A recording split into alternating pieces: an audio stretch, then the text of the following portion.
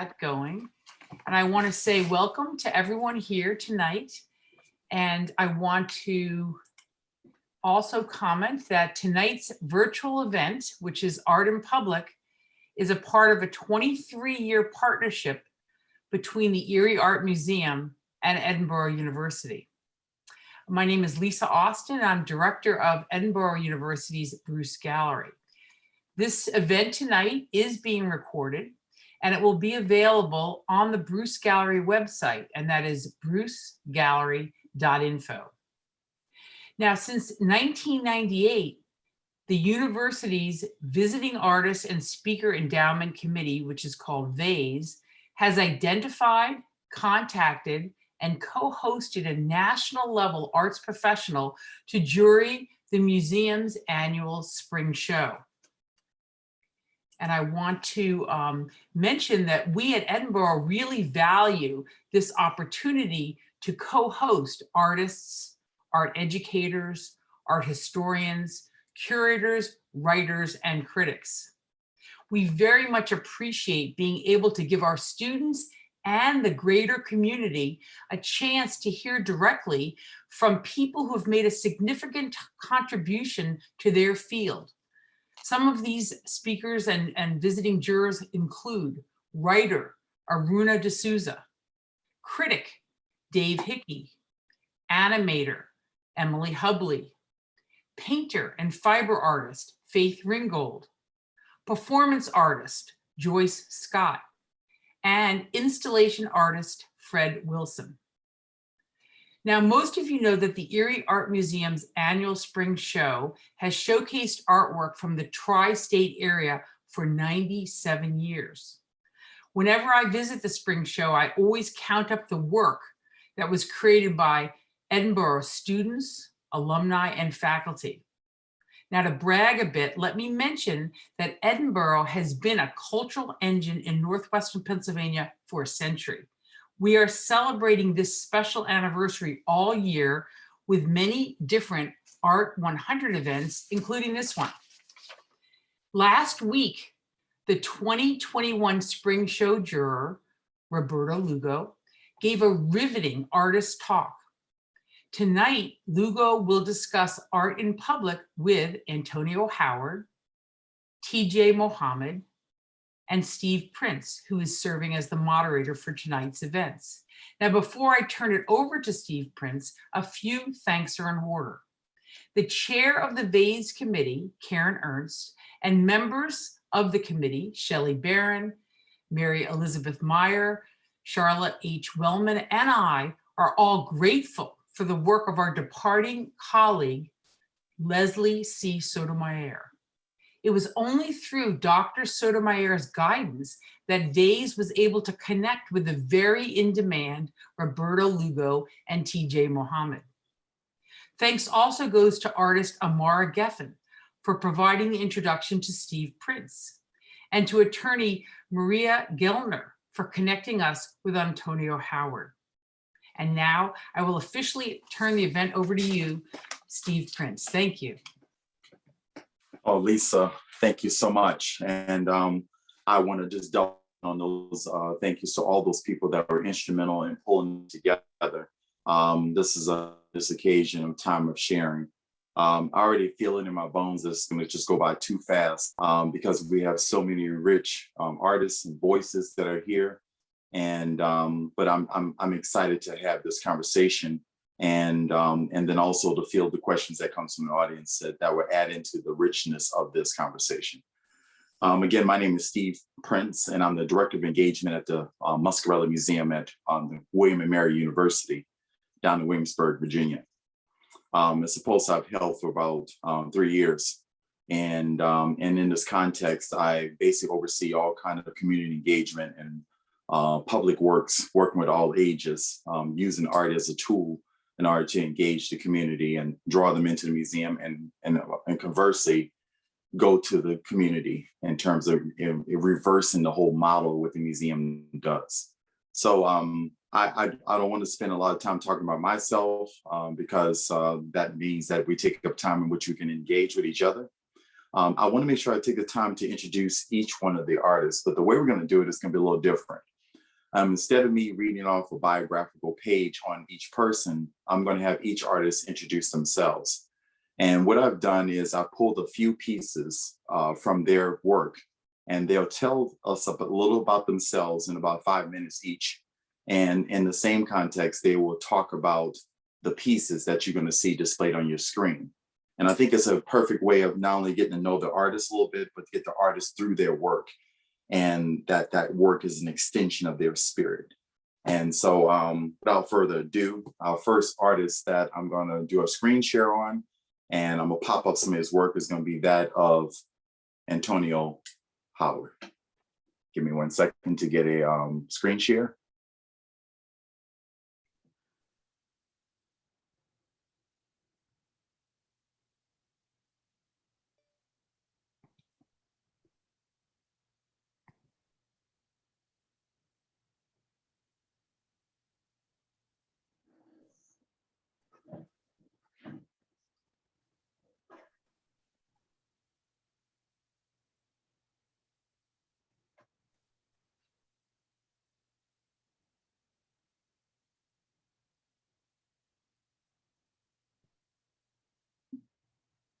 Antonio Howard, also known as Peggy's son.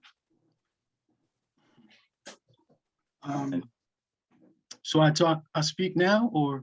Yes, you do, sir. Okay, so first off, I would be remiss if I didn't mention the Chroma Guild. I'm a board member for Erie Arts and Culture's Chroma Guild, an organization developed to advance the opportunities and access to resources for creative and cultural professionals of color in Northwestern Pennsylvania, while building both individual and organizational capacity by expanding equity and inclusion within the area's cultural and creative sector. I'm a 2021 graduate of Jefferson Educational Society's Civic Leadership Academy, a board member for the Mental Health Association of Northwestern Pennsylvania, core member of Erie's Participatory Defense Community Support Group, certified peer support specialist, spoken word artist, and author of 3 publications: When a Child is Worth More Than the Worst Mistake He Ever Made, Black Man in the Spirit, and Love is When You Want the Best for Someone Else. I'm also an assistant paralegal with the Federal Public Defender's Office of Western District of Pennsylvania. I am also a community artist, a title which I was uncomfortable claiming until in 2020, I was afforded an opportunity to paint a 1,300 square foot mural honoring 93-year-old African-American veteran, Army First Lieutenant, lifelong educator, and friend, Luther Manners. The image that you see on your screen now is actually the central part of that mural.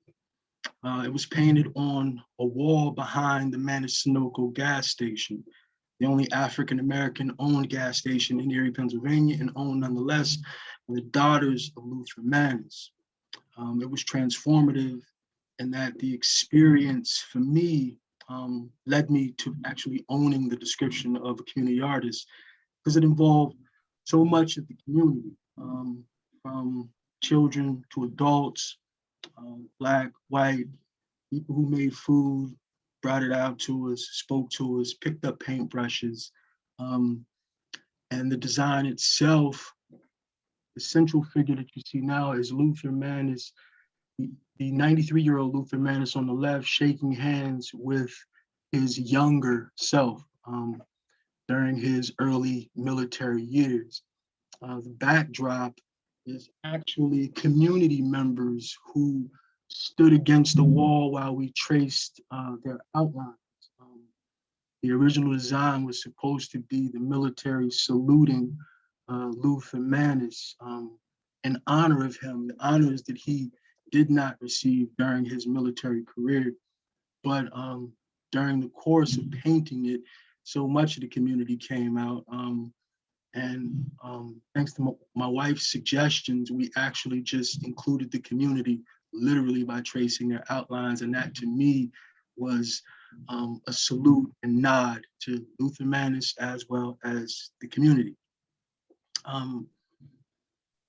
This particular piece was one of the most recent and like the pinnacle of my community arts introduction. But my experience with community art began in an environment not particularly known for its community art opportunities. As noted, my name is Antonio Howard, and I am Peggy Howard Arrington's son. And I refer to myself as Peggy's son as acknowledgement to my mother, and with the hopes that my demonstration as a man will mitigate the embarrassment I caused her during my childhood. Primary source of my mother's embarrassment was my involvement with the criminal legal system. Unfortunately, since I was a kid, I've been involved with the criminal legal system in one way or another: juvenile probation, juvenile detention, juvenile lockups like Vision Quest, the now infamous Glen Mills Schools for Boys. And by the age of 15, after having been convicted of the senseless shooting death of an Erie resident, I have the undesirable distinction of being a former juvenile lifer released nearly 3 years ago after having served 26 and a half years inside 8 of Pennsylvania state prisons since the age of 15. The piece that you see here was painted during my prison years, and the title of it is Yeah, Right. While I was growing up, I often got, slapped in the head by adults, as so many youth did, when we would kind of pucker our lips and like smack them and say, yeah, right, to everything adults had to say, right? Like, yeah, right, who cares? And that was my rendition of that experience or that character, that facial expression. Many of my pieces like this, they lack eyes, often because as an adult, adults didn't allow me to look in their eyes. It was an act of defiance, essentially, when you talk to adults, especially my father. When I looked in my father's eyes a lot, he would, I think it was a sign of insecurity now, but back then it was just a rule. You didn't look in adults' eyes. It was like poking your chest out, trying to challenge him. So what ended up happening is when I was designing images like this, I would always kind of leave the eyes out because I didn't really understand what eyes actually look like. Even though I can look in a magazine and translate those eyes as I saw them, it always felt weird to draw faces that had eyes because I could never see. So. Thank you, sir. Yep. Our next artist is Roberto Lugo.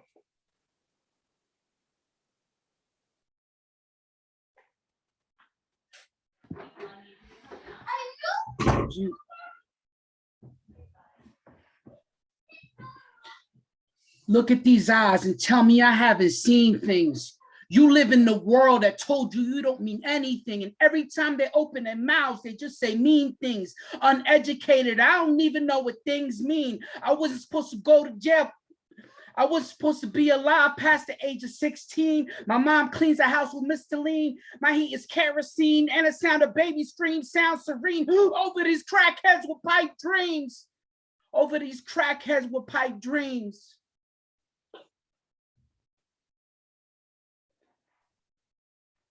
This is a teapot made with the image of Martin Luther King, who as a child, I used to think that he was actually the president because our teachers where I grew up would talk about him more than the presidents themselves. And early on, I found out, this idea of it being customary for Black men to die early. Even the most respected and honored among us. And I never really had a relationship with art growing up. And I found myself wanting to go to college in my mid-20s, and I was really lost. And I found out the community college near me was affordable. So I went and I took a class, but I didn't want anybody to know where I came from. I was still trying to hide that. And so I started taking these classes, and the more that I kept working, I realized that no matter what I did, I was different than the people that I was around. I was mostly around white people who grew up in suburb neighborhoods and had this relationship and this history with handmade pottery and a teapot. And I realized that never in my life had I ever been served tea out of a teapot, you know, and it got me thinking about why people drink tea. For me, it meant sitting down with more than one person and engaging in a conversation. And I made these pieces, this particular piece, because I want people to see what happens when you are inclusive in the arts. You bring in a bunch of people that see things from different perspectives. Like I can see the relationship between a gun barrel and the spout of a teapot. I see them both as weapons, but I also see the fact that you could take an object like a gun barrel and dismantle it. This is from a gun buyback program, and repurpose it. And I feel like so much of my art is this idea of representing where I come from and the struggles of the people that come from where I come from in our community in a larger scale, in a broad way where people who are not from there could understand. Can we, and so this particular piece is called a century vase. And this is one of the earliest pieces I made in this series. And the century vase was actually from the 1876 World's Fair in Philadelphia. And in that century vase, they were trying to say what America was about. What was all of our innovations in the first 100 years. And, you know, a lot of the things they chose were like a treaty with the indigenous people of America. And we know that that wasn't the reality that happened to those people. They were murdered. And you know, they highlighted like the invention of the sewing machine and all these other achievements. And at the same time, you know, they ignored all the things that we knew existed at the time. And so when I made this piece, I started thinking about this idea of 100 years and discussing certain topics. And so this particular piece is a century of refugees. And I wanted to include refugees of all kinds, whether they're European or whether they're, you know, from Latin America. And, you know, because I think one of the things that happens is one of the things that combines us all is our otherness, you know, and the fact that like, as a Puerto Rican person, I can understand what it's like to be discriminated against by, you know, and in the same way that I can empathize with a Chinese person being discriminated against, or any of these other, you know, groups of people that have been disregarded by society. And so anyway, this piece is about that. In the central image, I chose to wrap George Washington's face in the silhouette of people crossing the border, one of those people including a child. And this is actually a sign that you find when you come from Mexico into the United States. And I just think that this is like an ultimate iconic image of how people see us, you know, being others, is that we're just like deer or any other animal that you need to watch for on the road, that you're not worthy of being acknowledged as a human being. And so there's all these things that happen that we see with our eyes because of how we've been talked to by the people in our community and in our culture, and talked down to as if we're inferior. And that's something that I live with every day. So I try to represent that in my artwork. Thank you, Brother Roberto, for the introduction. And now we have Tijay Mohammed. Hello, everyone. Thank you for this great honor, and I appreciate your time. Time is the most valuable, so I really appreciate making this time with you.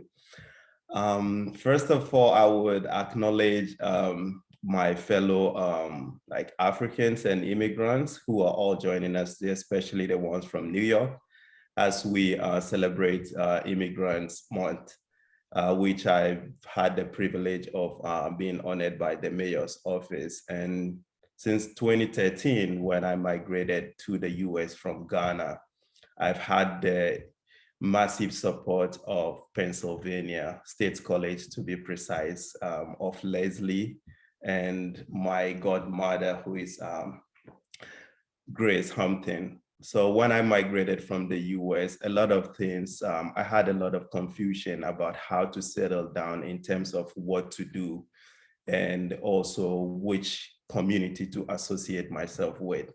But this same community of artists and friends supported me and encouraged me. So if you look into my work is about personal stories and community stories. I see my community as my audience and also collaborators.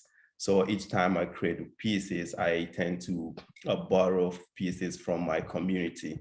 What we are looking at is from my current series, Pride of Our Village. The title Pride of Our Village came from our Vice President, Kamala Harris. I saw in a documentary in her village where they were honoring her for the role that she is playing globally.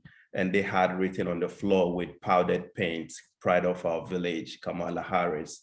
So I borrowed that title from them and then started painting and drawing outside. Like these are charcoal drawings and they're collage with fabric and splattered paint of Black and people of color. So I'm looking around. As you watch me today, if you are interested and you wish to see yourself on a dollar bill in honoring either yourself, which is mostly female, my work is about female. I tend to honor my mom a lot through the struggles that I've gone through as a Muslim and also learning art at the same time. So if you want to see yourself or anybody you wish to celebrate on a dollar bill, you can just send me the image or the name of anybody who has inspired you, and I would include it. And since 2017 was the first project I did in community, which is what we are looking at here. And the piece we are all sitting in is called Ubuntu, I Am Because We Are. It is a piece that map out and celebrate the vital role women play in our society. And I tend to borrow a lot of religious practice from my own Muslim faith and include it in my installation. So in a way, I'm sort of criticizing what I've personally been through as a Muslim artist, criticizing the people or a few family members who did not understand why I had to learn art, because there is a few interpretations which are misleading about art and Islam. So this piece here are fabric scraps collected across Trinidad and Tobago, New York, Ghana, Nigeria, and various countries that I've traveled. And we sit on the floor, mimicking the Islamic settings. I cook during my open studio. The community come around. We have open studio through story circles where we share, do supportive listening and support women. This space here is from the Laundromat Project in the Bronx, New York, in Kelly Street. And as we scroll around, I would just brush up, and during the conversation, I'm sure I would delve into all of these works as I talk. Yeah, so my work is all about my personal story. That is how it starts. And when I engage with community, I tend to seek out a questionnaire asking about what is the problem or how can I be a part of it. And I would always mimic my own gestures and cultural relationship. Some of the organizations that have supported me, and I'm very grateful for that, since 2014. I moved 2013, but 2014, I started having support from the Bronx Council on the Arts, Laundromat Project, Studio Museum, Brooklyn Museum, Children's Museum of Manhattan. And I forgot to mention that right now, as I speak with you, I'm speaking with you from ATL, but I live and work in the Bronx, New York. Prince, are there more images? You know, we could talk a lot on these ones here. I pulled up 2 for each person, and I have. Okay, great, yeah. It's all good. And I'll introduce myself to you again and through my work. And one of the processes that I do primarily is I do woodcuts. And this is a single piece I'm sharing with you. It's really small right now, but I'm actually going to blow it up and show you the different panels of it that make it up. It's 4 feet by 40 foot woodcut that I created. And it was originally designed to be just on the wood. And I actually kept all my shavings and I lined the floor with it when I put it in exhibition because I wanted people to see the labor that was involved in the making of the piece. I call the piece Communal Resurrection, sung for Aya. And Aya is an Adinkra symbol, which you will see throughout the composition, and in one particular area, you will see it prominently. In the first panel, I utilized the power of Black music from the field songs to the spirituals, to the blues, to jazz, to rhythm and blues, to hip hop, and the ways in which the music is used as a balm of healing and restoration, and it helped us to make a way out of no way. If you look very carefully, you will see a woman down on her knees inside the cotton field, which is juxtaposed to the cotton club because they were two mirror images of themselves, of the fields, and then working in the clubs and dancing before patrons in spaces that they were not allowed to even eat the food at the tables, places they had to go to back doors in order to enter in. But we kept singing those songs. I'm free, praise the Lord, I'm free, no longer bound. And we move those sounds and they have been retranslated into that world of hip hop. As you see the currents of sound moving through and tapping into those wheels of steel, as those brothers are mixing the music, taking those old sounds. As on the ground is a record by there's a record by the Sugar Hill Gang, and you can hear the sounds and the rhythms all throughout the piece. A hip hop, a hip to the hip, a hop, you don't stop. A rockin' to the bang bang boogie, say up jump to boogie to the rhythm of the boogie to beat. And I move you across the compositional space as the couple sings to each other with their eyes of love that they share across the table as the dancer moves between them, as the quilt pattern flock of birds gives them a symbol of movement from that space of servitude and finding the space of freedom so they can craft the land someplace else and nurture their family in order to enable them to be able to break from the shackles of slavery, from not only from their bodies, but also their minds.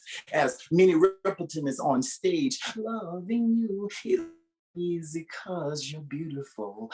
And she sings a song and her hand is uplifted as the spirit is emanating from her hand and around her body as the brother plays on the upright piano on the right-hand side of the compositional space.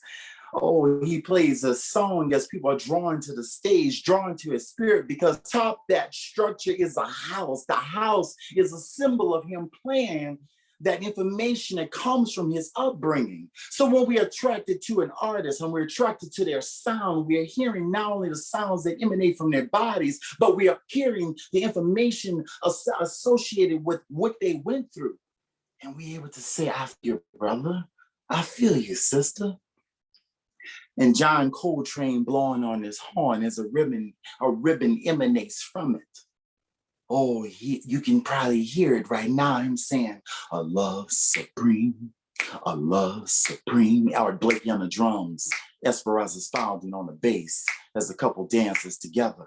Oh, the woman who's at the right-hand side of the compositional space, well, she's the one that carries Aya, which is the earring. The earring is a symbol of a fern. A fern is a symbol of endurance, and that is likened to the African-American experience within this context that we were able to make way and push through and still find love, still procreate, still create children and create generations, and they keep coming and they keep coming.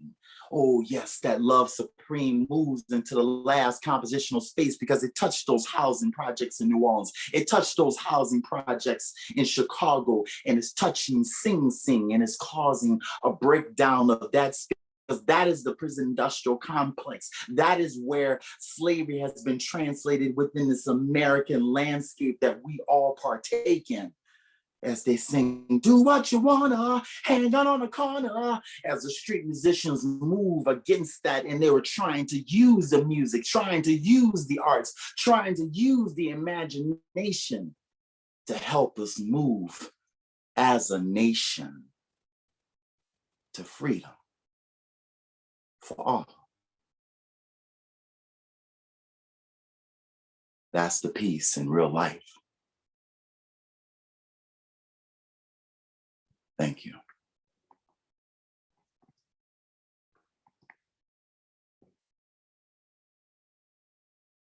So, brothers and sisters, again, want to say welcome to this conversation.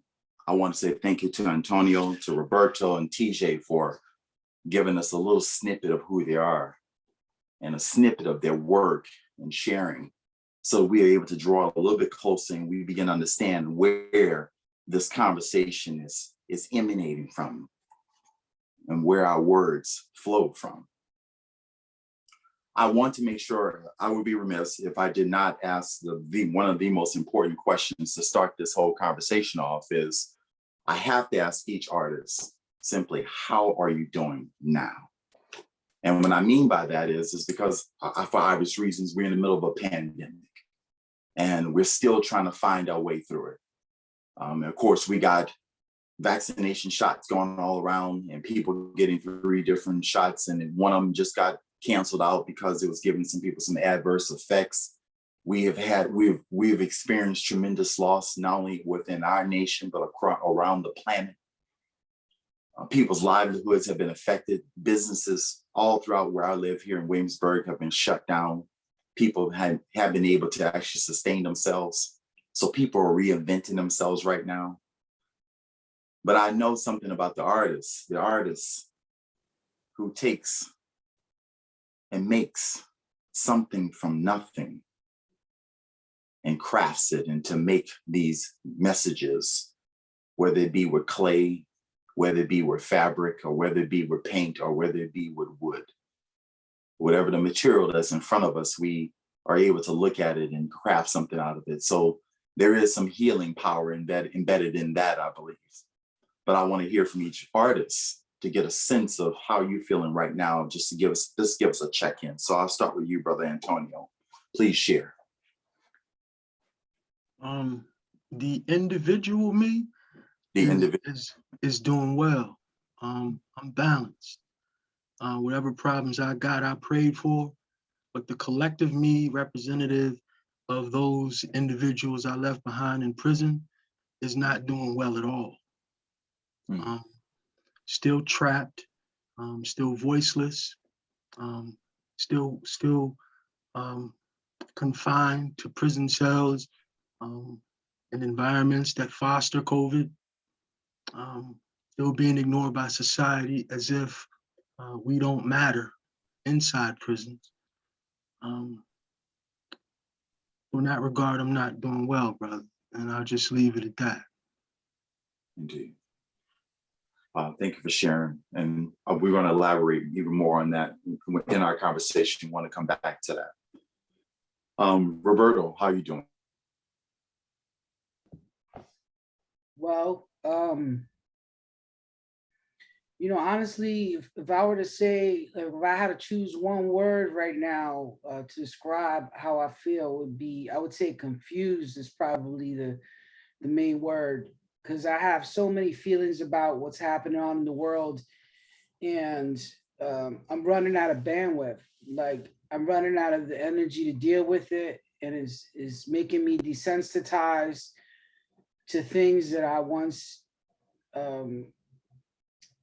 were the center of my life. This year it affects all people. And as an artist, this last year I got the biggest opportunity in my life. I got this award called a Rome Prize, and I got to go to the Academy in Rome. And in this Academy this year, they chose a real diverse group of people, and we had a lot of Black artists and Latinx artists, and it was this amazing group of people. One of it, which was Garrett Bradley, who's nominated for an Oscar this year for her documentary, which I think everybody in here should see. And forgive me, because it's called Time. And it was about a man wrongfully incarcerated for 20 years and following his wife. Well, when I was there for all of 2 weeks in this special place, and I got to take my mom, and You know, we were like walking the streets of Rome together, and it was really surreal to like know where I come from and what my mom has gone through. Like my mom, you know, she was for the most part the sole care provider, but she's been going to school since I was 15 years old, and she just now got a degree, one class at a time, you know? So like, that's where I get my commitment at, you know? And so when I lost that opportunity, I came home and I was so, I actually sold my home before I left. And so I have a wife and 2 kids, and we flew back from Italy and didn't have a place where we could go to. So we moved from Airbnb to Airbnb, and me being an artist without a kiln, just losing out on the biggest opportunity. I bought a bag of clay and I just started making pinch pots in my porch in the backyard where I was. And, you know, it became this thing where I became really aware that, like, for me, being exposed to art is kind of balanced me. Whereas, like, I've been taught that I'm worth less than other people.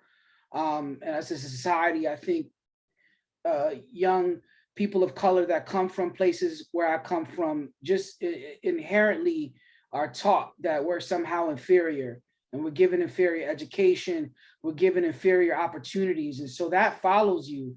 And so, you know, to see all the work that people like the people in here are doing, and then seeing countless Black lives being murdered, you know, on television, it makes you feel like, what am I doing all this for? You know, like, why show up? Why make any pottery anymore? Why does, you know, it makes me really confused, you know, as to whether I'm actually making any impact. And then I'm supposed to go around and inspire people and tell them, you know, to keep doing what they're doing, you know, and I'm unsure of it myself, you know.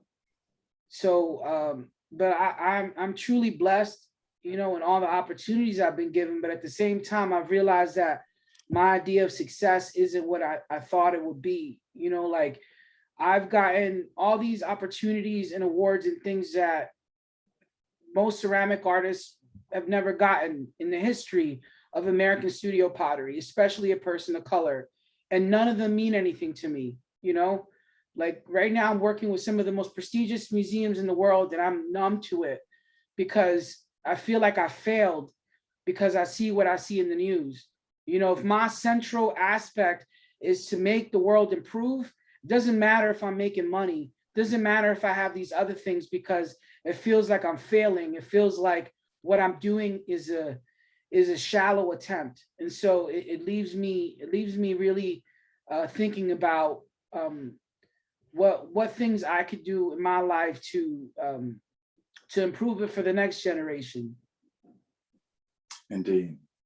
Thank you for your share. Thank you for your honesty. And we're going to come back to that too. That's going to be part of what you just said. That's going to be part of our conversation. And we don't want to just stop there. We need to address that. We need to talk about it. Brother Tijay, please share, how are you doing right now? Yeah, thank you. This is one of the greatest questions I've ever been asked over the few months. And I remember a few weeks ago when Prince, you and Steve, we spoke about, you know, the brief conversation we had. I've been thinking about myself because the whole of last year, or most part of it, despite you see me working on social media and everything, I wasn't the best person inside because there was a lot going on in my community, and I had to heal myself in my community. And how to heal myself? I had to produce works. I had to make works like I was crazy. And this is how I healed myself and used that energy to heal my community by supporting those in need and those that were financially broken down and also had health issues. But thinking about this question, I will still say I'm very, very great. I'm grateful, I'm hopeful, and I'm very, very appreciative of what I am becoming every day in my career and also in both physical and my spiritual path. And this question comes at a great time because this is about day 3 of Ramadan. And this is the time where personally, I use it in my own personal healing. I use it to cure myself inward, because I know whatever I create is coming outward to either interrupt or to criticize or educate the public. So in order to be able to interact with the public, you have to personally be very great in the inside. And looking at what is happening, like Roberto mentioned, there is a lot going on that is enough for us to be confused. Sometimes I don't know if our accent is what is putting us into trouble. Is it our color, or is it just by our shadows? Because sometimes you don't know what to hide from. Are you going to hide from your color or by your accent? Or is it just by your shadow? Because we are all the same, but it gets to a point I question myself why I'm here.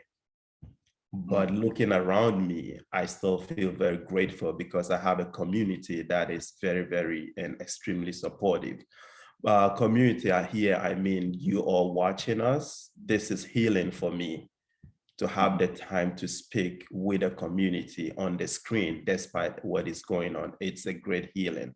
So with that alone, I would end it by saying I'm very great and hopeful. Thank you for the question.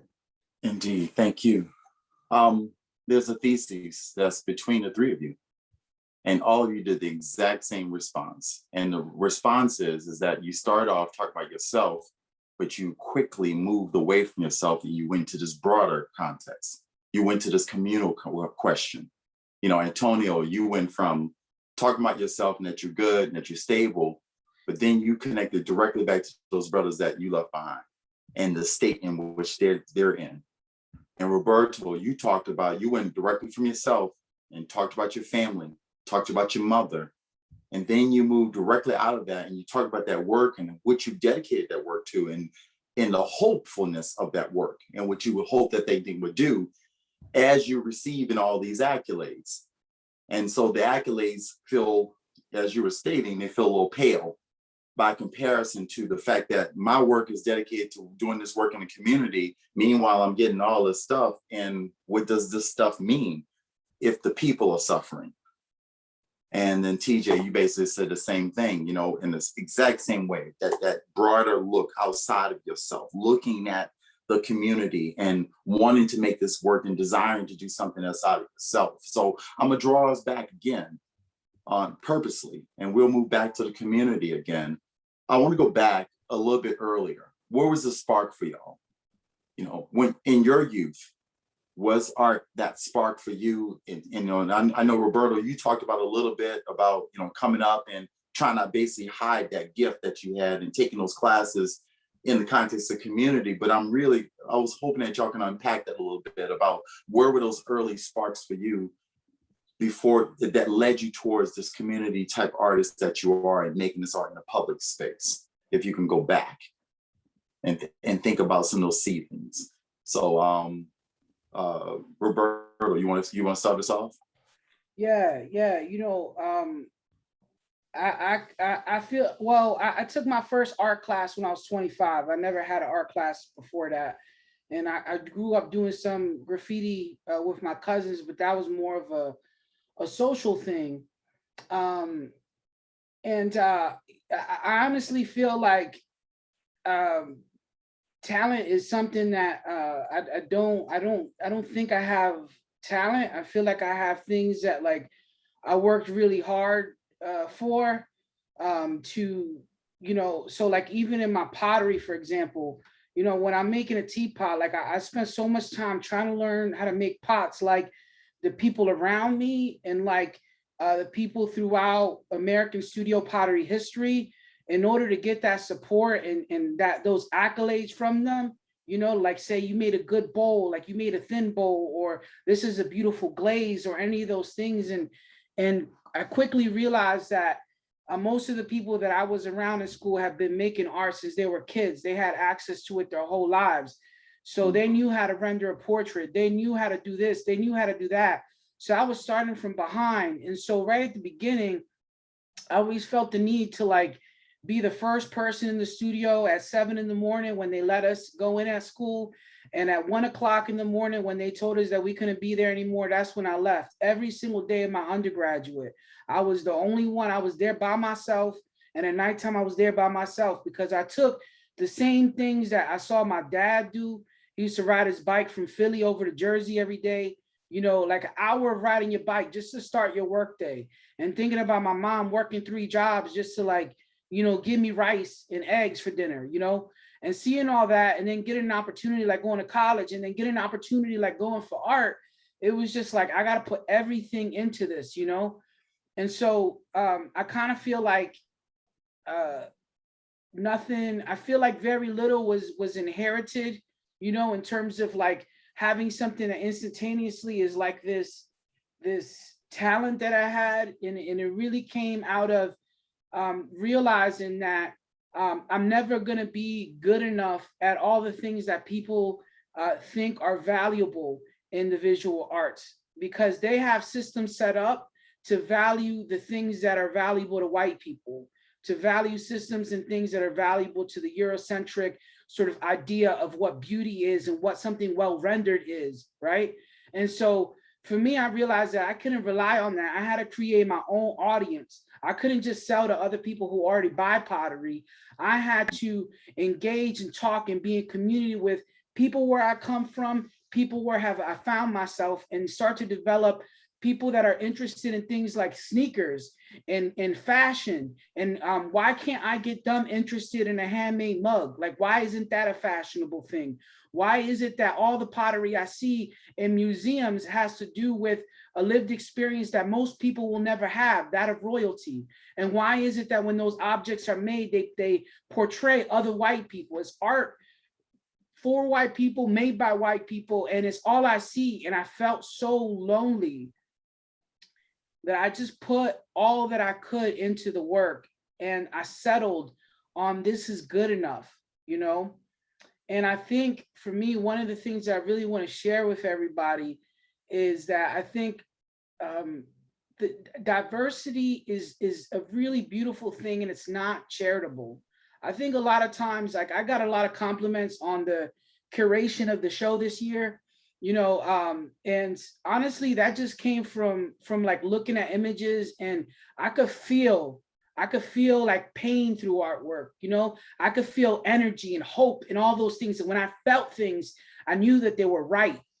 And for me, I feel like for me, my talent is this combination of things, this unique combination of things that I'm mediocre at. And I think like the truth is that so much of us, like we think we have to be the best draftsman, or we think we have to be the best potter. But honestly, like I'm not the best potter, probably even in my own studio, you know, and I'm not the best graffiti artist in my studio. I'm pretty good at both of those things. And I'm definitely not like the best lyricist or rapper in Philadelphia. Definitely not any of those things. But all those things, me being mediocre at all those things and bringing them together makes me unique, you know? And so I like to point that out, because I think a lot of times people think talent is something that's unattainable or something that you either have or don't have. But it's just like everything else. It's just something you got to work towards, you know? And the more work and energy put into it, you take that same hustle that like my dad used to sell, you know, all this stuff on the side of the street, you know, like day and night, comforters, amplifiers, kids, porta potties, like all this stuff that he used to do every single day to make money. And I do that same thing, but I do it with pottery, you know? And it's like unprecedented, and people don't understand how it makes so much work. And I'm like, well, I don't sleep. Like I do the same thing everybody before me did. You know what I'm saying? And that's why you see it. And that's why it looks different, because you haven't let people like me involved, you know? And so more and more, I'm starting to see more students of color come in and pursue degrees in art, and it never fails, never fails. Anytime I see a student that comes from where I come from, white, black, anything else, come from a poor neighborhood, those are always the students in there first and last to leave. Always the ones that clean up after themselves, always the one wanting to engage in the community, because we know what we have, you know? And so for me as an artist right now, I am trying to take this moment that I have where people are paying attention to what I'm doing, and I'm trying to give away that currency. I'm trying to like let people know about other artists. Like, how do I curate a show? How do I engage in a panel? Like right now, today, I know about Antonio Howard, and I know about Tijay, and I know about Steve. Like, I didn't know about any of these artists before tonight, you know? Like maybe I'd seen their work, like I curated Antonio's work, but now that I meet Antonio, I have a whole different vision of who this artist is and a whole different level of respect. And so putting myself out there and constantly engaging helps me to expand this network. And then, you know, I come together with people, and I'm constantly collaborating, just like a hip hop tape. You know, every song got so-and-so featuring so-and-so, so-and-so featuring so-and-so, because it's part of our culture. We want to bring our people along. You know what I'm saying? And people they don't understand that. That's why I got this long resume and very few solo shows. Because every time somebody invites me to something, I'm like, no. I can't say this by myself. Like, if you want me to talk about, you know, violence, police brutality, like I got to bring my man in, because he knows a little bit, he knows more about that than I do, you know? And so I think those are the types of things that we're bringing into the conversation that maybe we got to figure out a different word for, because I feel like I see it, you know, I see it so much in people of color, and this like, this heart they put in it. Mm-hmm. Absolutely. Beautifully put. Antonio, please share.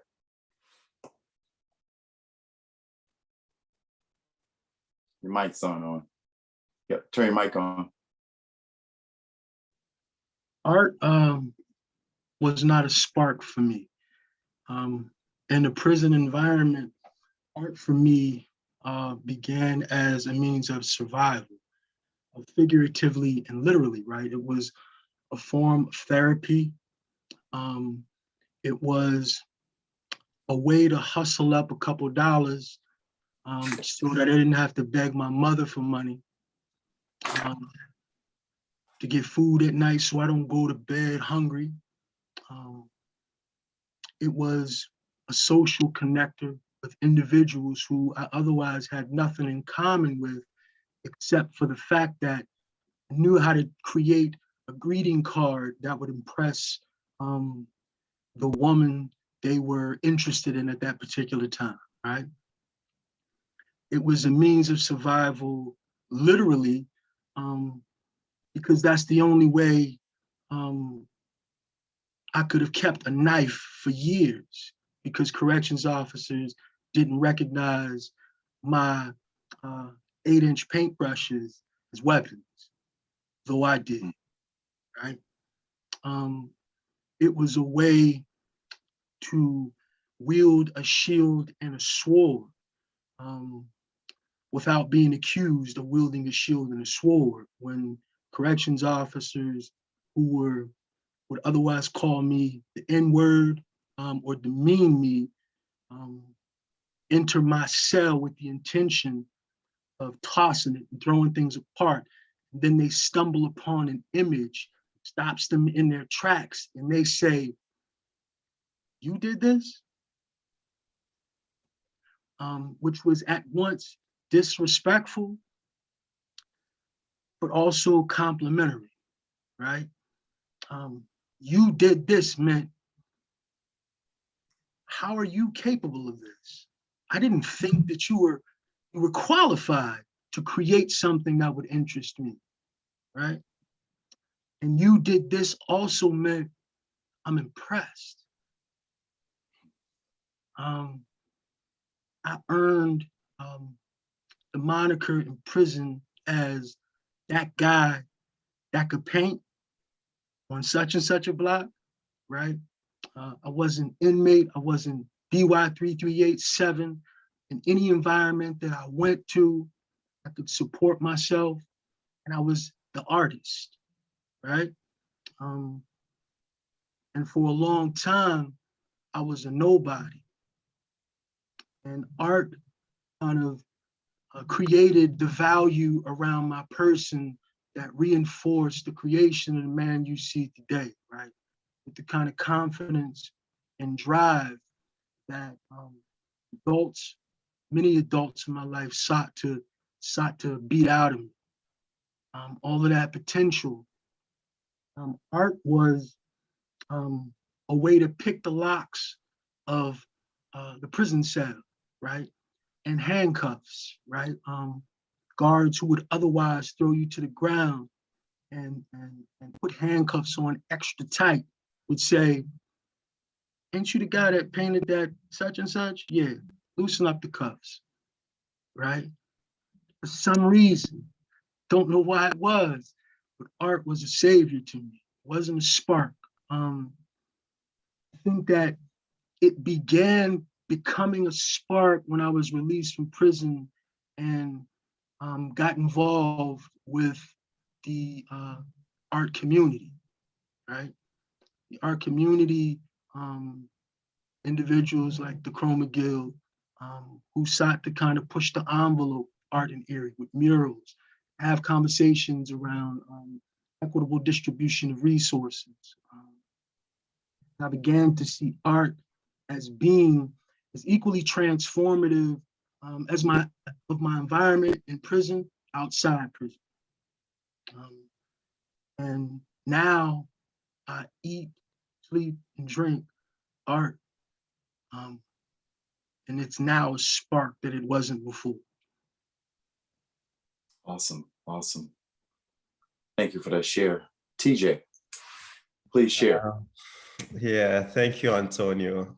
That was deep. Yeah, I mean, like Steve, you said, we both share the same things, but just in different languages or different settings of, how we all grew up. Art kept me off the street at the point where I was called Kubala Boy. So many of you who, in case you know Kubala, it's a name like a street boy, or people who collect recycles on the street. I used to do that a lot in Ghana, and that's back home. I say back home for the sake of conversation, but home to me is a state of mind and not a physical space. So in Ghana, I went to a boarding school, a Roman Catholic school called St. John's. By age 7, I used to draw a lot. I was creating my own stories on like nap time. I would just be drawing and making crafts and different based on movies that I've seen from home. But after school, I'd wanted to go into civil engineering, and my dad didn't want me to go because that would be going back to another boarding school and it would be another town. So he wasn't happy about that. He asked me to just think about something else, or if there's any opportunity, I could just share with him. So I became a street boy. We were just collecting recycles like spoons, aluminum scraps, wire, everything you could think of, metal scraps, and selling. Whenever I get this money, I would use it for cinema tickets because I couldn't take it home. It would be, where did you get the money from? So, but one day I just saw scraps of artworks at a school called Ganata College of Art. That was right there I connected, and I thought this is where I was going to be and this is what I was going to do. Again, in the early introduction, I mentioned that being a Muslim and how my mom came into impacted my art. That was the point where religion also interrupted me, because some of my family members didn't want me to go into art because they thought it was haram, forbidden for a Muslim child to go into making art. So that also became a huge one for me to think about until my mom. And if you see my work now, it's mostly about women and celebrating women, highlighting roles women playing in society. It all started from when I was getting into art college. My mom came out and just stood there and was like, hey, everybody who has a problem with TJ with art should rather talk to her, because she felt there was a lot of confusion with me at that time. So by her just saying that gave me like the authorization. I was just free. My dad was just waiting for me to say, this is what I want to do, and he would support it. Many of you would know that in the African settings, just your mom or dad are not your only parents. The entire community have a say in whatever you want to do.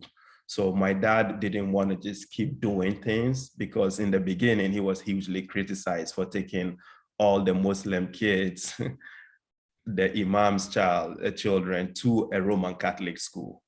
Like he did that. That was an act of radicalism. So for him to do that, he just felt this time he just wanted to relax. But my mom stepped in, and so somewhere 2003, when I had my first solo show, that was where I met Professor Grace Hampton of Penn State. And gradually, by 10 years, I was like, okay, I'll just give it a try to move to US, because she kept talking to me about the US and, I should travel. But she's my godmom. I love her, but I disagreed a lot. But by 2013, I just said, okay, I'll get in. And we had a show where I met Leslie here. I'm very grateful for all these communities that I've supported since then. So again, when you look at this path alone, these are 3 women. There's Leslie, who, I met in Penn State. There's Professor Chris Hampton. There's my mom. These are women. Plus I have siblings who are women. I have teachers and my community of women. But in most of the places that I visit, women are not celebrated. So my work started highlighting this role of women. I started collecting fabric scraps, which also has layers of meanings. So art took me off the street, and then I wanted to still go back to the street. That is why I'm doing this community work, because the street is where I love. This is where I find comfort. But this time I have to go back to the street with a different, with a different set of menu. This time I'm not collecting scraps and selling for cinema ticket, but I'm exchanging. So this time it's upcycle. I'm exchanging. Yeah. So this time it's a place of refuge for me. It's a sanctuary space for me. But at the same time, I cannot keep off the street. Even with lockdown, my social media is where I connect with the street. I solicit from the public. I ask questions from the public in order for me to create what you see behind me. So there is a huge collaboration between myself. And that is why I see the audience and my audience as collaborators, instead of people who support and see beautiful work. This is cool, this is cool. I see them as collaborators, and I cherish every one of you, the role that you are playing in my work. In the Bronx here, I started including story circles in my work at the point in maybe somewhere 2016 towards 17, when I did my laundromat project, because I wanted to learn about the US a lot and I didn't know how to. But when I moved from Penn State and told Professor Grace that I wanted to stay in New York, at some point I also wanted to move away from New York, but she was advising me on where to move to, because you cannot just move like I do in Africa. I move everywhere I want, everywhere in Ghana. People look like me, but here in the US, it has to be strategic. And Steve, you remember in our conversation, I also brought that to you that I wanted to move, but I want to move strategically. So all of this put together, I started doing story circles, which is how to learn more about wherever I am. And people come, we share stories, I learn about. Through the exchange, we have supportive listening. Others come, they hear your story, and then they give you advice through it. Through my story circles in 2017, 18, a lot of kids have got mentors. And I did art in the mosque, where I went back to the mosque. There is an element of resilience here, going back to the mosque, the same community that some people didn't embrace art. I went back to the community in the Bronx to do a project called Art in the Mosque, which was supported by the Bronx Council on the Arts and later supported by the mayor's office.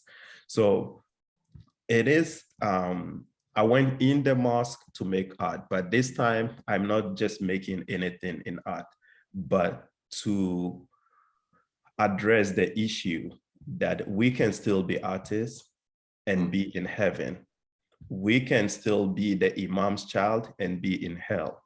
So children have to do or have to be given the opportunity to do what they want to do. It's not about what you do, it is how you do it.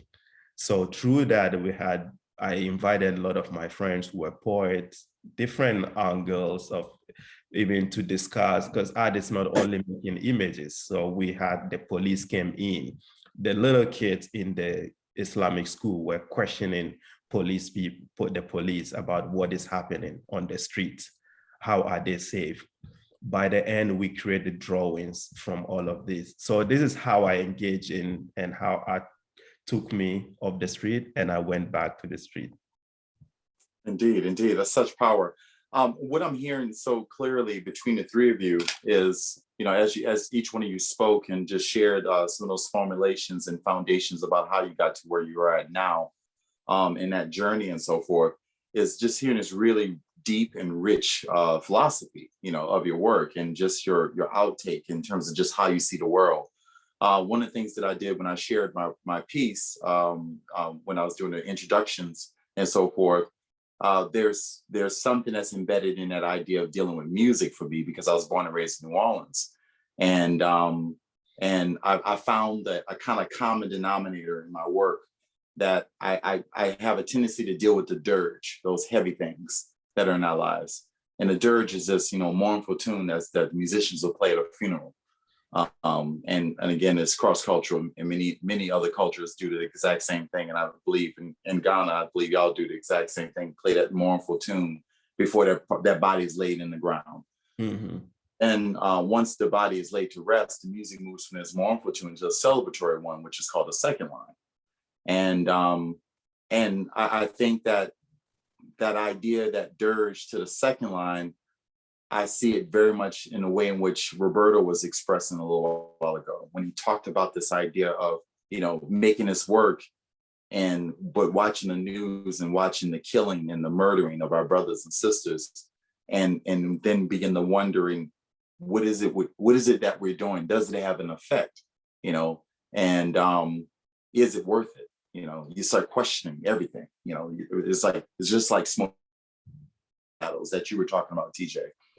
And so, but anyway, I have been encouraged during the context of this pandemic, and the way in which there was a scripture that came to me, and it was a simple word. It was, do not grow weary in doing good. And so it's the idea of just keep pushing, keep pressing. And because our experience, our plight is not much different from those of the plights of generations before us. I mean, let's just shift us back like 50 years. And what was the American context like 50 years ago? Let's go back 60 years. Let's go back 70 years. And the question is like, have we seen change from 70 years ago to now? Now, of course, I think the answer is absolutely we've seen change. There are no lunch counters that we can't go to. There are no buses that we have to go to the back of. There are schools that we have gained access to that we were denied, that at one point in time we were bought and sold to keep students in the institutions, or we were building them, or washing the clothes, or cooking the food, or nursing babies. There's a whole lot of things that there's been a lot of change. But of course, as an artist and as a creative and as a people that's caring about folks and care about community and care about those who are around you, that immediate family, and that which is also in your community that's broader than you, I know that's something that's very shared within Black and Brown communities, that when we see one hurt, we all hurt. And so when we see one die, it's like we all are dying, because there is that strong connection that we have, So when I see somebody like, Amadou Diallo just shot at 41 times on a porch in New York back in 1999, I couldn't help but see myself as Amadou, because that could have been me mistakenly pulling out my wallet, having been mistaken for being a gun, because I'm circumscribed by the same issues that surround his body. So all that to say is that I would love it if y'all would share from this idea. Do y'all have, or have y'all formulated like a philosophy for yourself in terms of not only your work, but how you approach community? Do you have some systems of ways in which you go about doing that work? And I'll tap into a little bit one just about what Antonio, what you stated in conversation that you had when you and I had. You talked when you also said at the beginning of your presentation about how those kids came out and changed your artwork. You know, y'all supposed to have people saluting, but then boom, you flip that script and you pull those people in. You had a conversation. Your wife had a part in there too. So have some of those ideas have been now adopted by you, that you begin to use these as philosophical foundations or philosophical ideas about how you go about your approach to your personally making art, and also your community-based art. So if you can start us off with that idea, Antonio. Yeah, definitely. Prior to this experience, I didn't have a very defined and formulaic process because my art was uniquely personal, right? I didn't have to ask permission to paint on a canvas that I owned and that I may or may not use in a future show.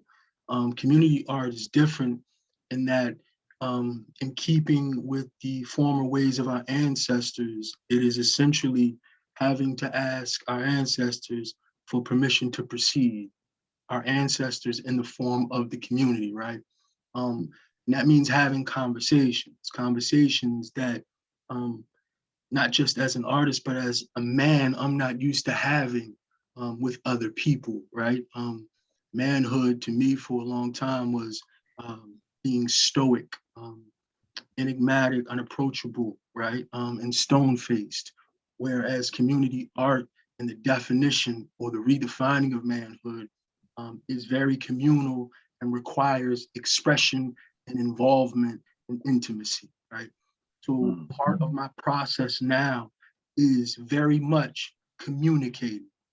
Even if I have a design in mind for a particular art project, it's important to me to show people that piece of art in its preliminary stages. And you know, as an artist, when you design, and that's one of the worst things you can do, right? Show people the image, because there's always these criticisms that you've already thought about and figured out, but they don't know about. What I realize is those opinions, those perspectives at the early stages are so important that community artists have a term for it, right? Community outreach, right? That's all it is. Having that conversation is community outreach. There's nothing new under the sun. Whatever you've created, there has been some iteration of it in history prior to you, whether you know about it or not, right?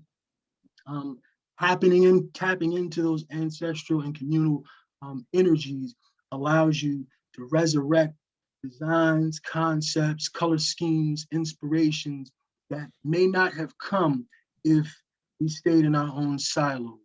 And so what's very important to me now as a developing community artist is to always communicate with people. Even if community has settled on an image, my niece or nephew comes around or somebody comes around who's never painted in their lives and they say, wow, I see a sun right there.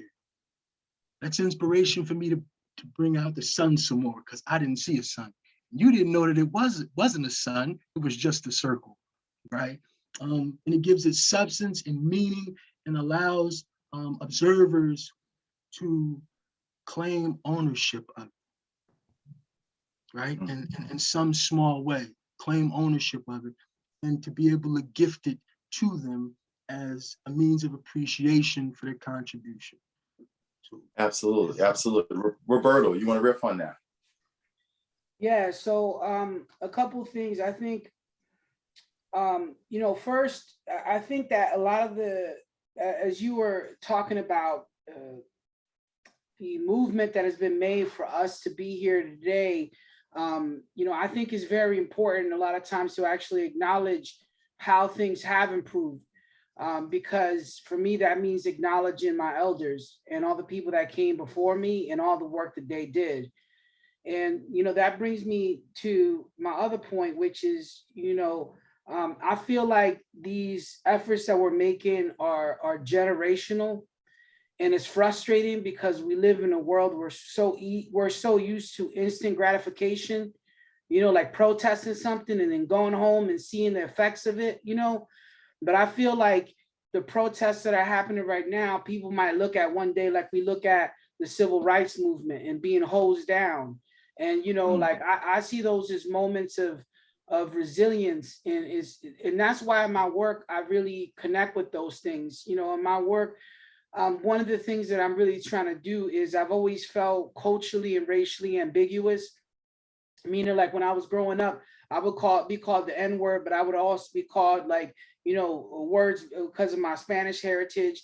And as I started growing up, I realized that the only people that, you know, really in my community fully accepted me were all of my Black friends. And, you know, going through that and going through college, you know, there's this weird thing that happens where people, you know, subtly ask you all the time what your race is, you know.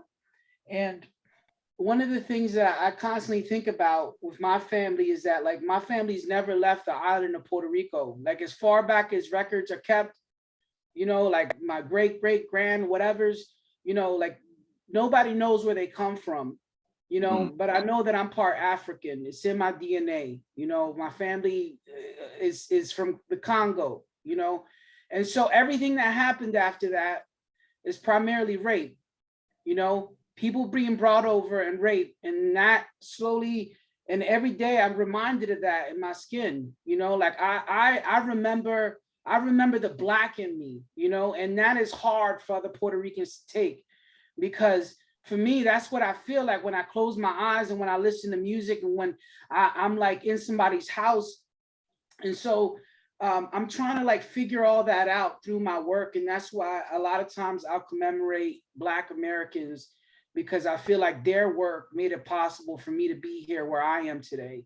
And, you know, it's really important for me to acknowledge that. I also just quickly, you know, because a lot of times I use the word white people, and I want to be careful there, because I think it's really important to acknowledge all of our allies and all the people that like, because we constantly call on white Americans to do the work, you know, because it's really, the racism is work that needs to be done amongst white people. And there are a lot of people who are sacrificing and doing a lot of work in that regard. So I'm also really thankful for you too, if you're out there. And then the last thing I wanted to just say is that in terms of how do we engage, you know, these communities. And I just wanted to give a quick example of the clay studio here in Philadelphia. They provide free clay classes to all the classes that want them in Philadelphia. So they actually bring clay there. They bring clay to juvenile detention centers. They bring clay to senior citizens' homes. They teach people how to make stuff. They bring it back and fire it, and then bring the finished product to them. So they're moving from the most posh part of Philadelphia over to my old neighborhood.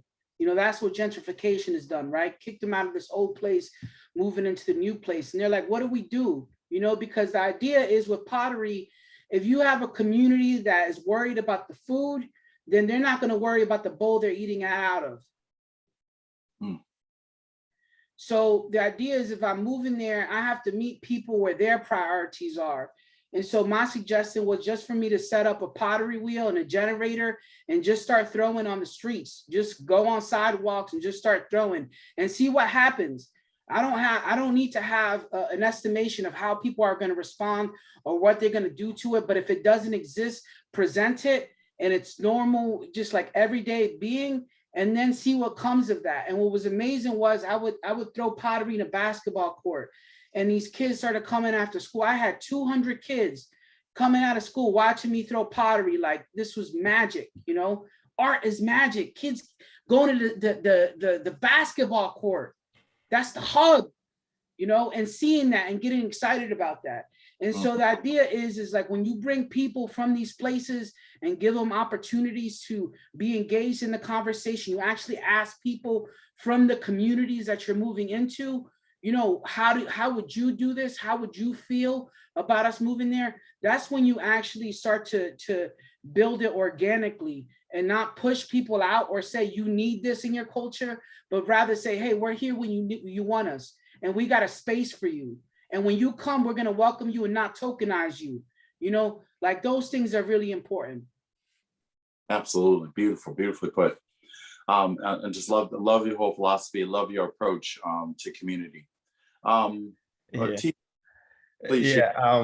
Yeah, with me, my interactive process is inspired by an Adinkra symbol called Sankofa.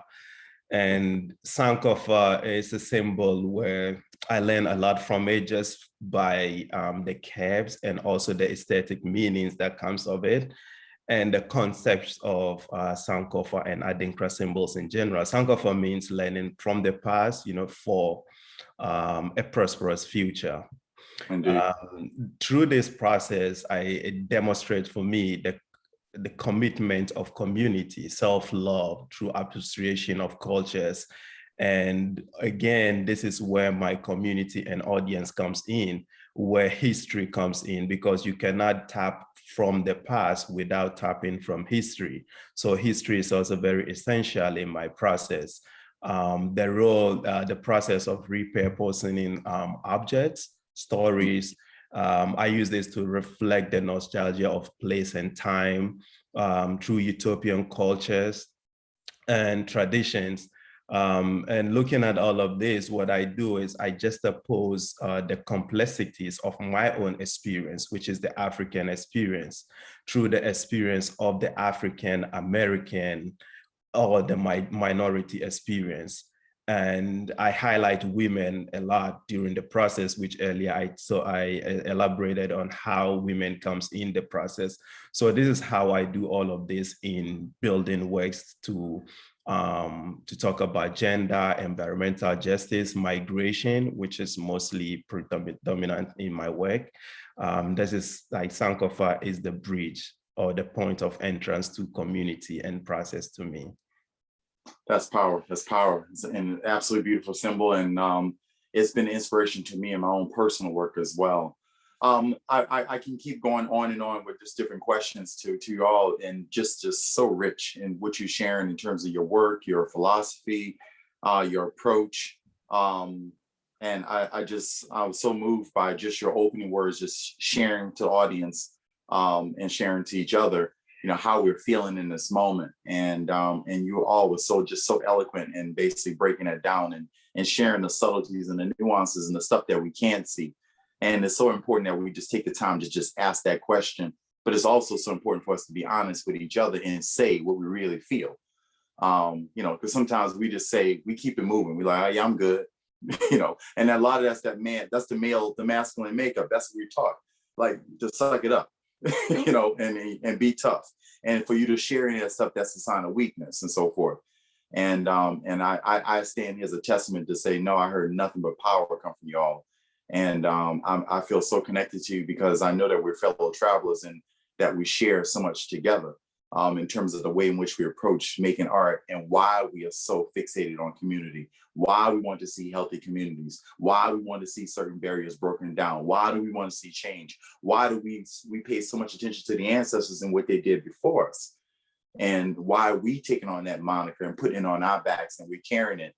And then the importance, as Brother Roberto was saying, is working with the youth, out by the basketball court, stepping out of school and just passing the stuff on, so it's just so powerful.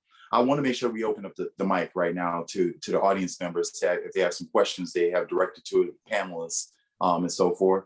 So we just basically ask that you open up your mic, ask your question directly, and then one of the panelists will respond directly back to you.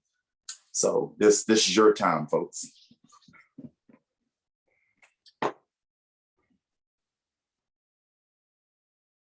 Please ask your question. Open up. Good evening. Can you hear me? Absolutely. Good evening. Hi, my name is Roland. I'm here in Erie also. And I was wondering if the gentleman could chime in on how would they mentor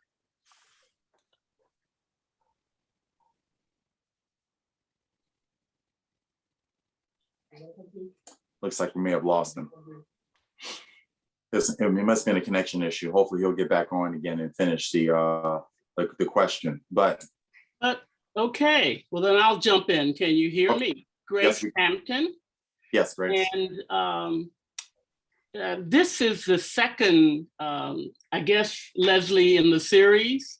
Maybe there have been others, but I saw last, whatever it was, several days ago. And so I don't have a question. It is an observation. And a thank you to all of the speakers this evening. Again, it has been a real, honest experience listening to you and listening to how you create your work. I am struck by the idea that it is a communal work. You're not creating for yourselves, you're creating for the people. And you're sending them important messages about what is important in life. You know, caring, love, friendship, and so forth. And I must tell you this, I guess you made a statement about do not grow weary when doing good. And I'm going to translate that into something personal that I'm working on now. I'm not going to give up on a project that I thought I was going to give up on because I was waiting for the message and you gave it to me tonight.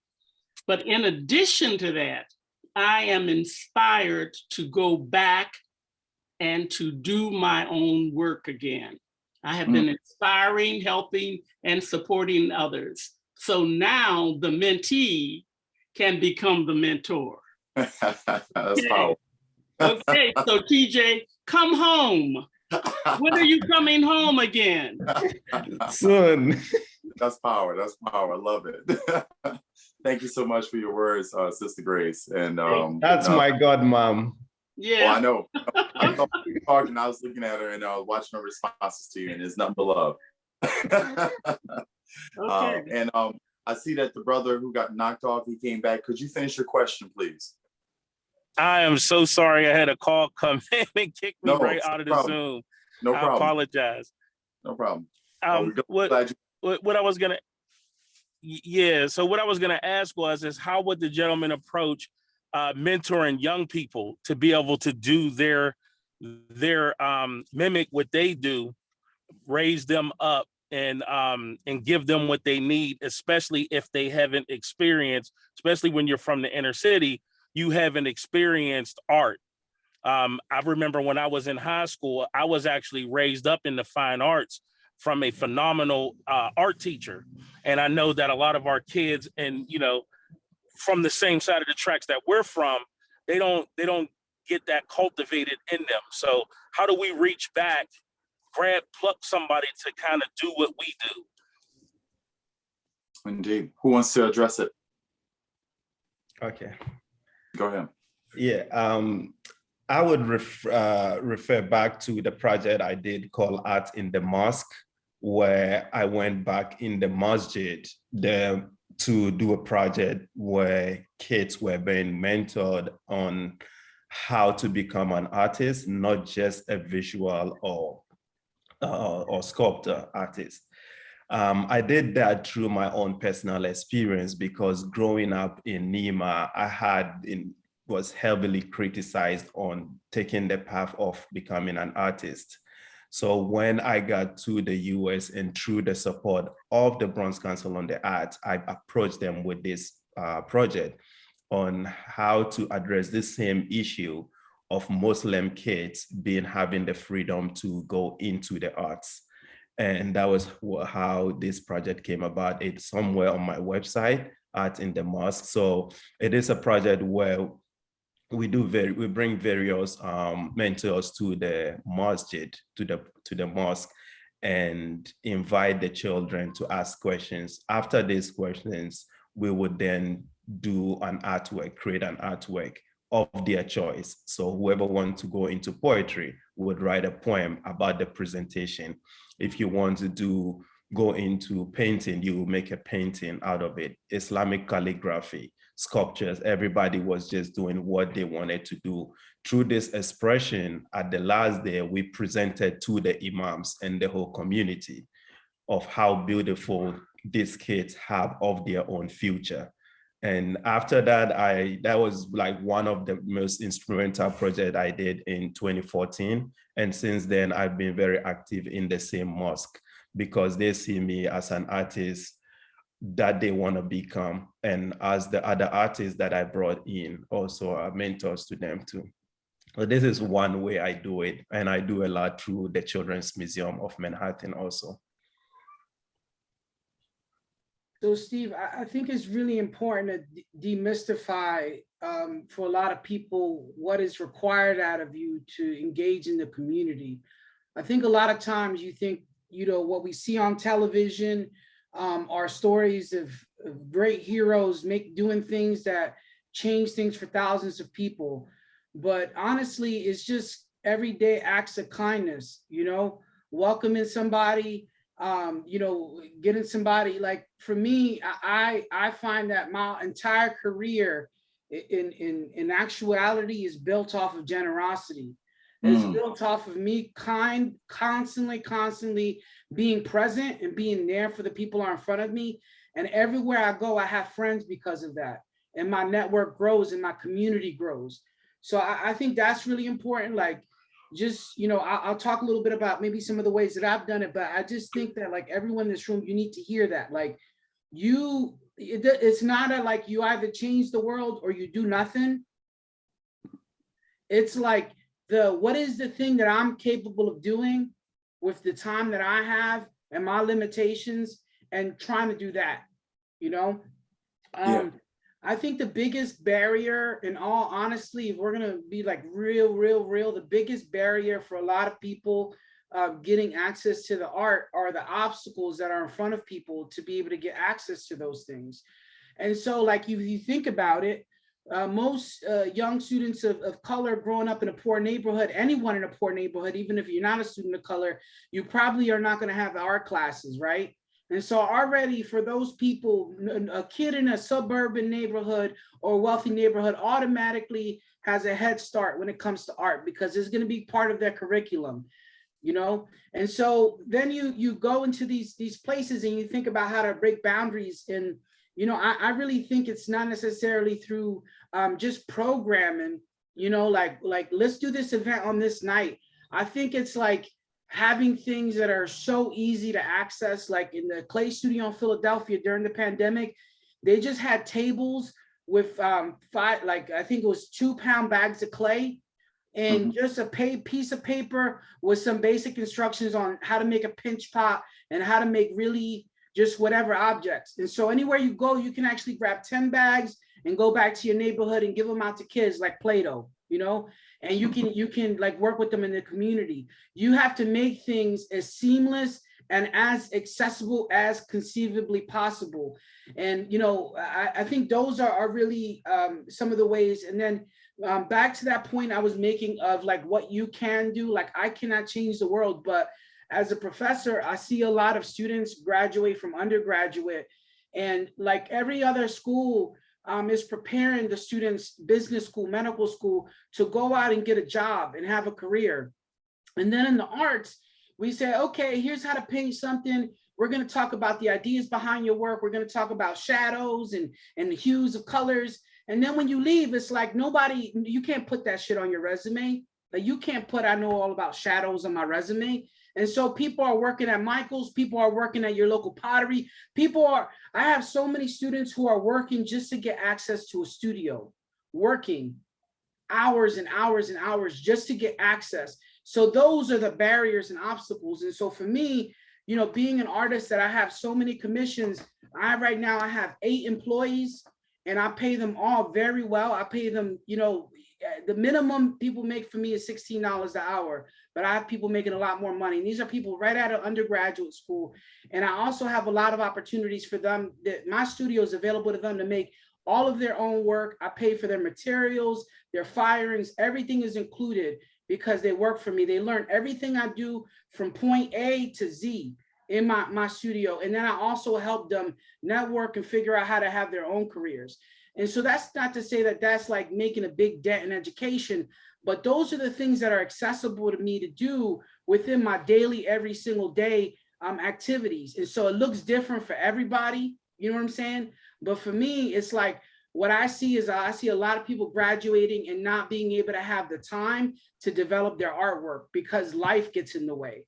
And so as an artist who is quote unquote successful, I can take that and then give that away to them so that they can have the means to make their own work, you know? And so maybe it's not this world like life shattering thing, but at the same time, it's like it is for that person, you know? Because like now they don't have to work at Target and then make their paintings at night. They get to learn how to make what I make, and then they also get access to a studio for them to pursue what it is that they want to do.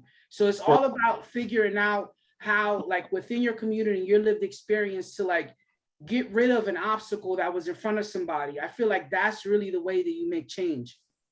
Well, Roberto, I think those are excellent points, and I wanted to piggyback off one of the ideas you basically said in twofold. The first fold, I'm going to the last thing you were saying. You were stating in terms of coming up these creative ways in which you can engage the youth and give them access and train them and teach them and doing those little ways, do the little things, and I think that's the way we got to look at it. And I think you said it in response a little while ago about the idea that, you know, we got this kind of instant gratitude in our brain about how things need to happen, and we want to see change happen quickly. But history has told us that change is very gradual. It's like the growth of a flower, or growth of a tree, and it pushes out of the ground, and then just layer upon layer upon layer, and it just keeps changing over time. And so there's a lot of structural issues that we have to deal with and grapple with to dismantle in order to really see that market change that we hope to see.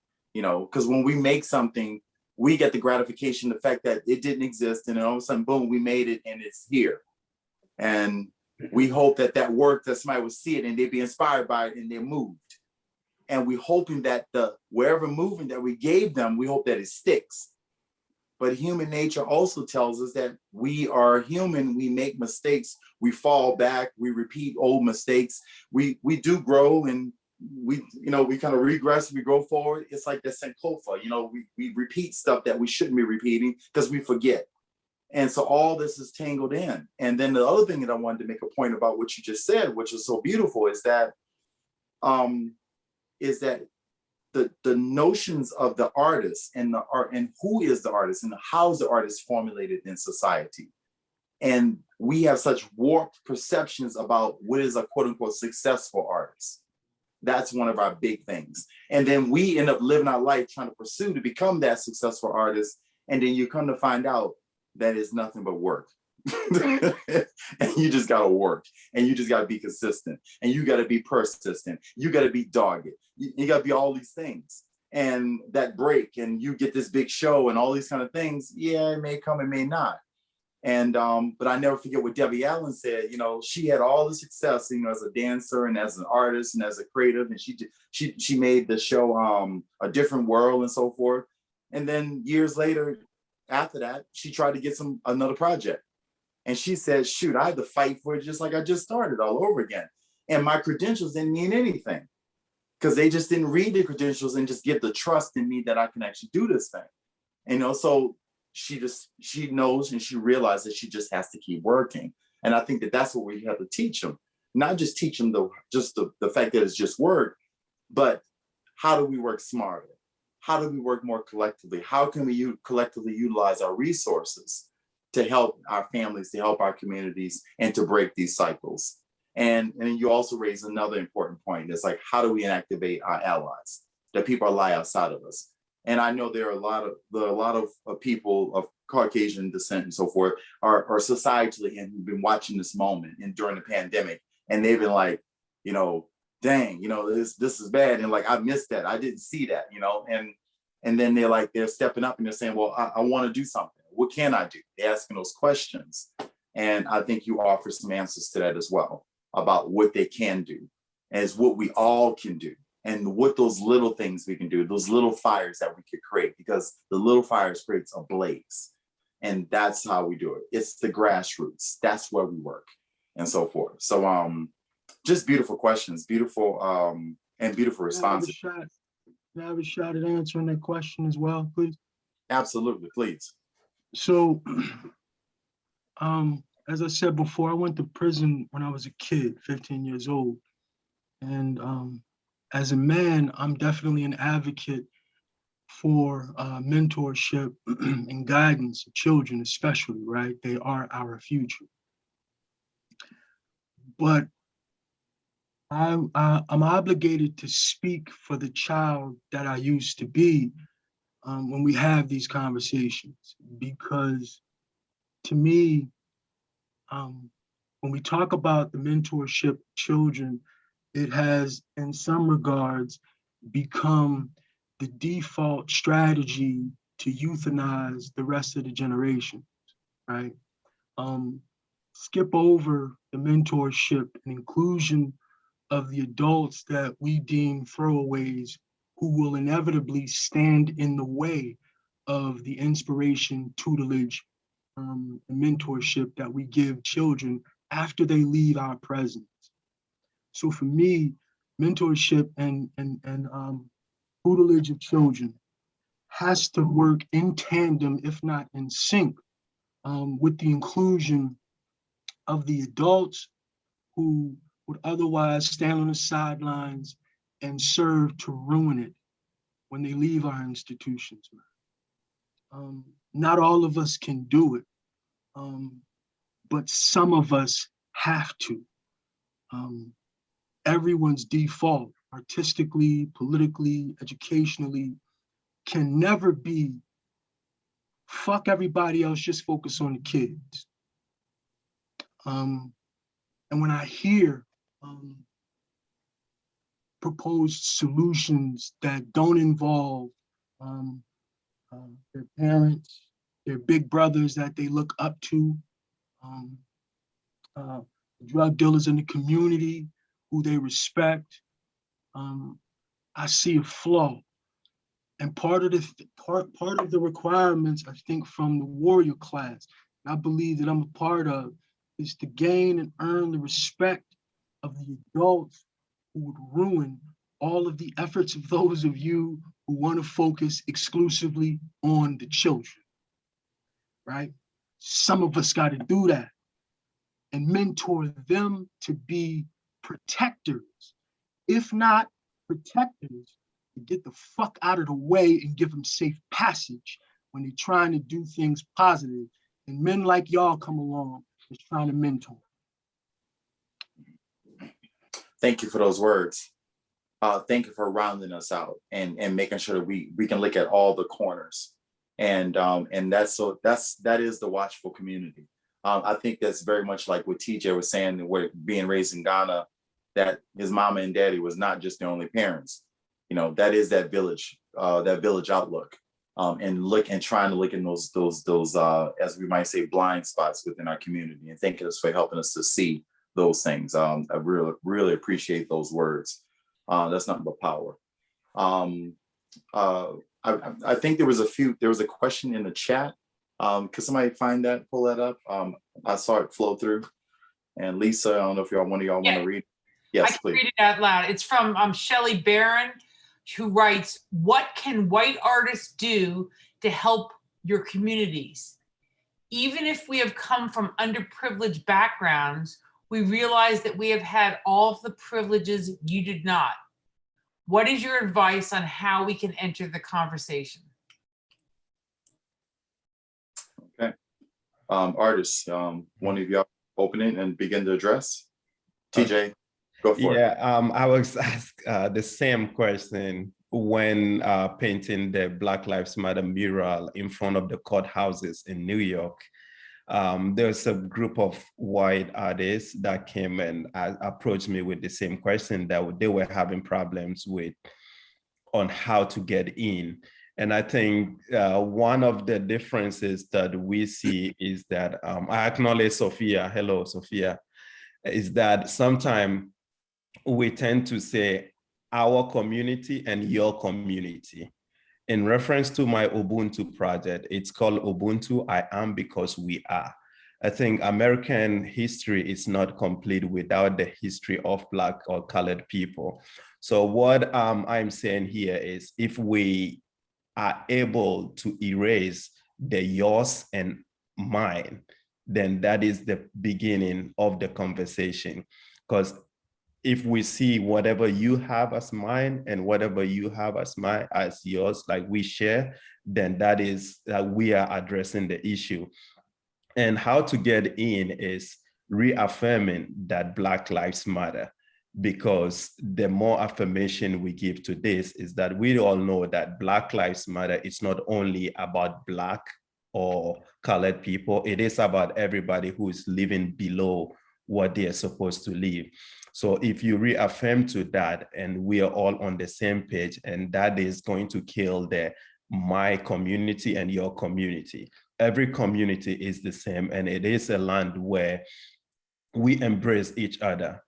If I missed the name, but if you want to go into a dialogue like this, what we are doing now is one of the ways to get in. And I would also give you a reference to a conversation by Emmanuel on Oprah called Uncomfortable Conversation. You can also look up that on Apple TV or on the Oprah Winfrey website. There is one of ways by which you can enter conversations like this, and how to help as an artist is start doing the work and reaffirming that Black Lives Matter. Thank you. Thank you so much. Thank you so much.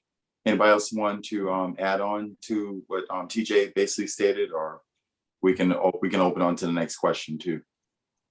Yeah, I'd like to just quickly, because I think this is a really important one, partly because especially when they're asking it from the perspective of the arts. Still today in 2021, a large majority of the people I interact with in regards to arts are white. And mostly liberal people, and so it's just like people that think very much like me. And I think the reality is that the simplest thing that people can do is to make space for people that are not like you. For Black people, if you are an organization that's mostly made up of men, then that means you gotta do something. Like in your process, you're not doing it right. If you're a place that's mostly white, that means that you're something along the way that you're creating an obstacle for people to not participate. And that's one of the reasons why I curate and do some of the work I do, because I think like one of the biggest problems that in my particular field we have had in ceramics is that we have idolized and accepted and decided what is good and what is bad, what is good craft, based off of Eurocentric ideas. And so therefore, if you are a person of color inspired by things in forms and shapes that are reminiscent of something that your family or your culture holds dear, then that is seen as poor craftsmanship in the grander whole. And so in order to be accepted, we must start making work that looks more like what you think is good, And so that's the reality. And so I think that, like, for me, what I have noticed is the biggest barrier, not like people think that words or having a statement is what actually matters. And I can tell you that as a professor, I'm constantly discriminated against. Like how many student feedback forms do I have to have where people tell me that I'm intimidating? I'm the same person that bakes you bread and bakes you cookies and does all this extra stuff more than any other professor does, but somehow I intimidate you, And it's like, in reality, what it is they're not making space for me. They're confused and they don't understand why a man of color is teaching a class in college, especially in art class, And so in reality, it's not this big thing where you need to do this or you need to do that, or you need to protest, or you need to write a book, or you need to gather your community together. It's simple. Make fucking space for other people. I mean, that's really it. It's just constant thing where people are thinking it's this big ass thing that you got to do to make an effort. But honestly, in undergraduate, if people had just accepted me into the community, it was mostly white, I would make empanadas and I would try to bring them to people and do all these things to build community. And nobody wanted to invite me to any parties. Nobody wanted to invite me to do this or do that. And in my critiques, it was always some racist bullshit. And it was this constant thing where theoretically they're accepting me. They're not saying a curse word. They're not like calling me a slur. But they're doing the most racist thing of all, which is hurting me systematically and making sure that I do not get to the next step. They are not making space for me, you know? So I'm constantly conscious of that, which is this idea of the most simplest things. Like people are constantly all the time talking about how much they want diversity. And then when they go to hire somebody, it's almost always the person you think is gonna be, you know? It's almost always the white man that gets hired for that thing. And in reality, there were so many people that were qualified and applied for that job that I know for a fact applied for that job that are people of color that don't even get an interview. And a lot of times the reason why they don't get an interview is because if you bring a person of color in for an interview, you are most likely going to give them the job because they're probably going to knock your fucking socks off, right? And so in order to avoid that whole situation, they don't even interview you, you know? So the reality is all you really need to do is make space.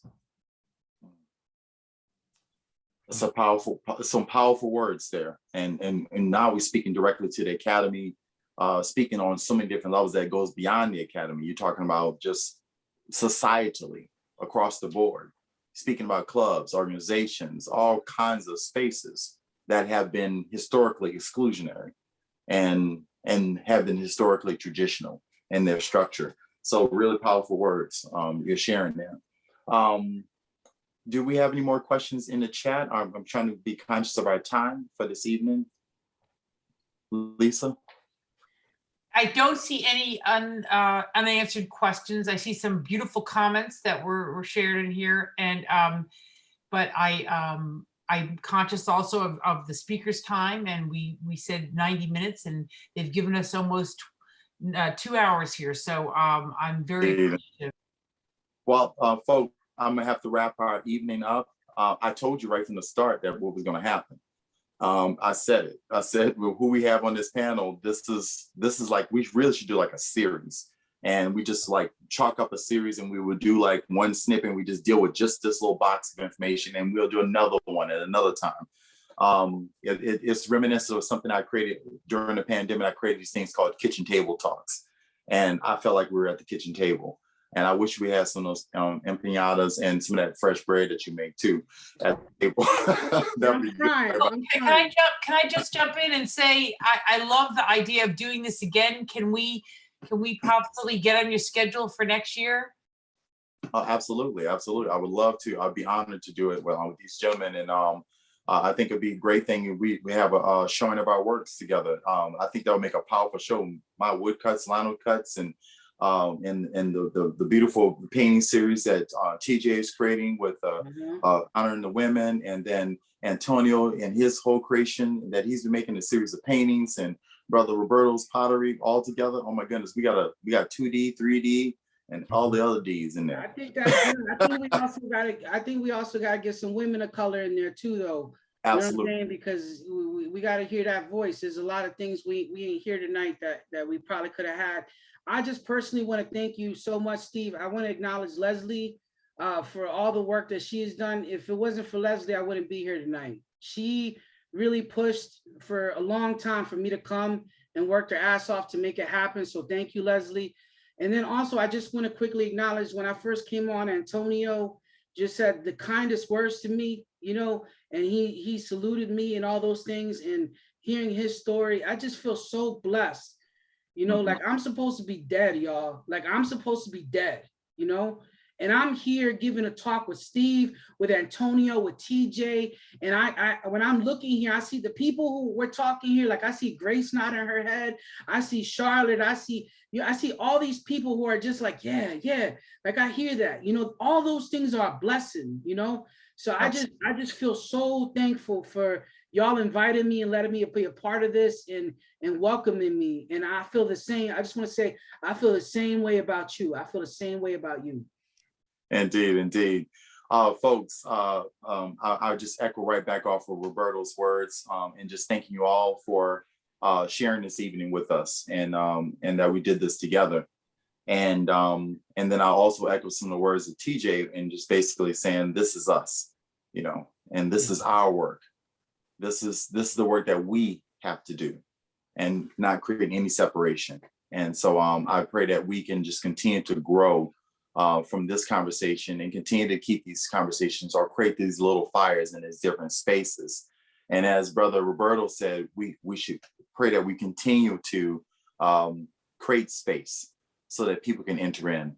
And repeats from the words of Antonio is for us to pay attention to those little spaces, to pay attention to those blind spots that are all around us. Pay attention to the generations and not just the children. So I'm just so thankful again and grateful that I had this opportunity to share and to be moderator. and I just look forward to the next time. And I also take to heart the words of what Roberto just said. Again, pushing the diversity and having the female voice involved in this conversation is Yes. You got her. You have her. Got it. Absolutely. So we don't need to look far. You don't need to go far. Right You have the voice. And you have Leslie's voice as well. Absolutely. Absolutely. So appreciate y'all. So we just pray that you all have a beautiful evening. And I said the words in the context of the talk. Everyone, do not grow weary in doing good. Keep on being the light. Peace and blessings to you all. Thank you. Thank you. Thank you. Bye. Bye. Until next time. Bye. All right. Bye, Sophia. Bye.